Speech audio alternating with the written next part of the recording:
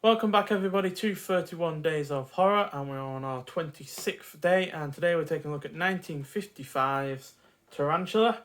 Now this clocks in at 80 minutes long. It's directed by Jack Arnold, who also did the classic films Creature from the Black Lagoon and The Incredible Shrinking Man, as well as It Came from Outer Space and the first sequel to Creature from the Black Lagoon, Revenge of the Creature, which is definitely the better of the two sequels that original film had.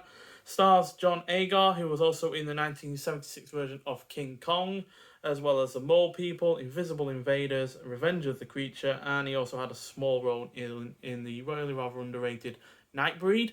And also stars Mara Corday, who was also in a couple of similar kind of films to this, The Black Scorpion and The Giant Claw, as well as Leo G. Carroll, who featured in 6 Alfred Hitchcock films. But I've only seen 3 of those, where he had a minor role in Suspicion, but had much larger roles in North by Northwest and Strangers on a Train, 2 really rather great films.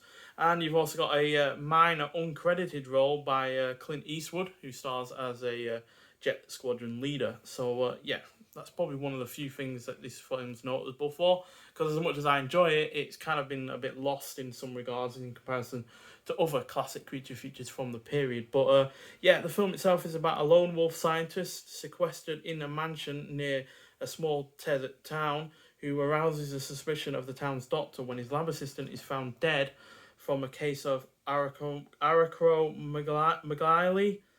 I'm rubbish with scientific names, but which took only 4 days to develop. And in the film, it's stated that usually that takes years to develop.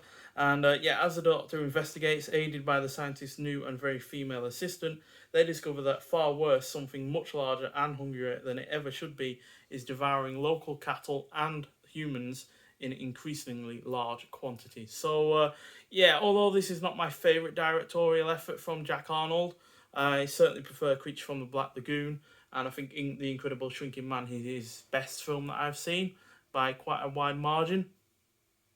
It's still, while also not being my favourite creature feature from the 50s, this is still a solid effort that is engrossing from beginning to end.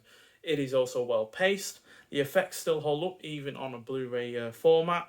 The action scenes are fun, the score is decent, and the cast is good, while I also like the chemistry between the two leads. So, overall, a really rather solid creature feature, and like so many from that period, it's short and straight to the point. It's in and out before you know it. 80 minutes really isn't long whatsoever, which is another reason why I like these films so much. They're a really short, sharp way of getting a good deal of entertainment for not very long in terms of length. So, I just really rather enjoy it. Now, and another reason I enjoy this over some other features from that period is because it's more science-based. It's about discovering what's happening to the cattle, humans, buildings, and whatever else is being destroyed, and then how to destroy it. Now, granted, they don't go about it in the most spectacular or inventive way in terms of destroying the titular tarantula, but I like the journey towards the result rather than the result itself. So, I just think it's enjoyable. I do prefer the likes of them and maybe the Black Scorpion to this, but it's certainly better than the likes of the Giant Claw, which you can see the difference in effects.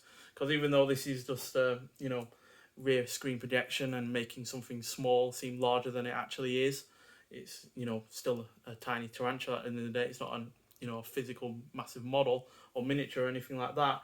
It is still really good effects for the time, and like I said, they still hold up in comparison to other films from the period, and also while on Blu-ray, because a lot of the time Blu-rays can make a film look worse than it originally was. You look at the original Invisible Man, and as much as I enjoy that film and think it's one of the best of the Universal monsters, on Blu-ray you can see some of the effects and how they've done them, but that's just not the case with this, thankfully. But nonetheless, that's just me having a bit of a ramble there. But nonetheless, thanks for watching, and I'll see you in the next one. Bye.